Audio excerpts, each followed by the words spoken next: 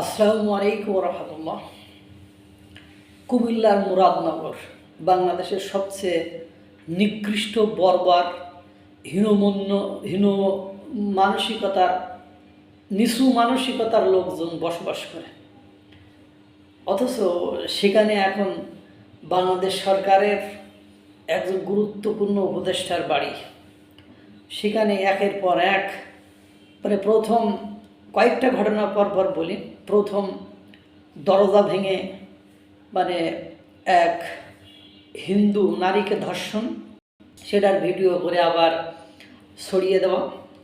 তারপরে আপনার একই পরিবারের মা ছেলে মেয়েকে দিনের আলোতে মব সৃষ্টি করে প্রকাশ্যে কুপিয়ে গণপিটুনি দিয়ে হত্যা করা।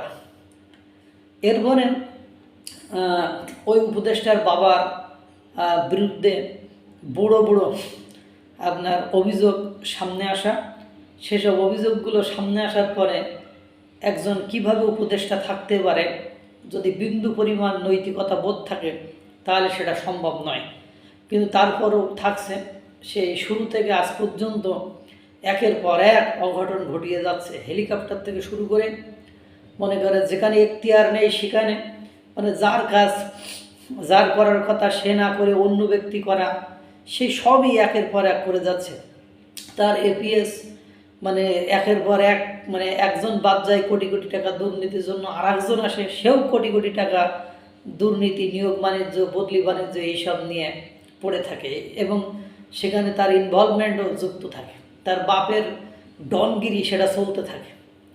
জানেন, বাংলা ভিশনের সংবাদ প্রচারের পরে বিএনপির সেখানে জনগণ বা বিএনপির কর্মী সমর্থক নেতারা বিক্ষোভ মিছিল করে এবং তার পদত্যাগের দাবিতে আপনার ব্যানার বানিয়ে তার জুতা নিক্ষেপ করা, জুতা দিয়ে পিটানো, আসিবি তুই কবে গদি ছাড়বি, বিভিন্ন ধরনের স্লোগান দেয়। তার ধারাবাহিকতায় আজকে নাকি সেখানে এনসিপি একটা বিক্ষোভ সমাবেশ করেছিল। সেখানে বিএনপি আর এনসিপির এক সংঘর্ষ হয়েছে, তুমুল সংঘর্ষ, রণক্ষেত্রে পরিণত হইয়াছে। সেখানে প্রায় 100-150 লোক আহত হয়েছে, কারোর মাথা ফাটছে, কারোর পায়ে লাগছে, কারোর কাটছে। সেখানে সাংবাদিক, পুলিশ পর্যন্ত আহত হয়েছে। এ হলো সিনারিও অফ বাংলাদেশের উপদেষ্টা তার লোকজনকে লেলিয়ে দিয়েছে। এবং আপনারা জানেন যে সাক্ষাৎকারে কি বলছে, যে উপদেষ্টার নাম বলাই সেই 3 জনকে হত্যার যে বোন যে মামলা করেছে তাকে পর্যন্ত থ্রেট করা হয়েছে। তো এইসব বাংলাদেশ সরকারের ডক্টর ইউনূসকে দেখছে না, প্রশাসন কি দেখছে না কি হচ্ছে? এইসব এত কিছুর পরও কিভাবে এখনও স্বাচ্ছন্দ্যে সগৌরবে চলে যাচ্ছে বা ক্ষমতায় থাকছে, আমার বুঝতে কষ্ট হয়। রণক্ষেত্র বাড়বে, আরও বাড়বে, দেখবেন এদের ভেতরেই বাড়বে।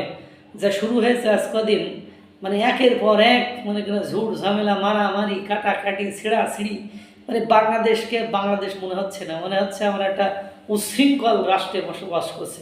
অস্থিতিশীল তো হয়ে গিয়েছে, এখন শুধুমাত্র দাঙ্গা অথবা গৃহযুদ্ধটুকুই বাকি আছে মনে হচ্ছে। আল্লাহ তাআলা আমাদেরকে এই ধরনের অবস্থা থেকে নিস্তার দিক, মুক্তি দিক, ভালো রাখুক, সুস্থ রাখুক। আসসালামু আলাইকুম ওয়া রাহমাতুল্লাহ।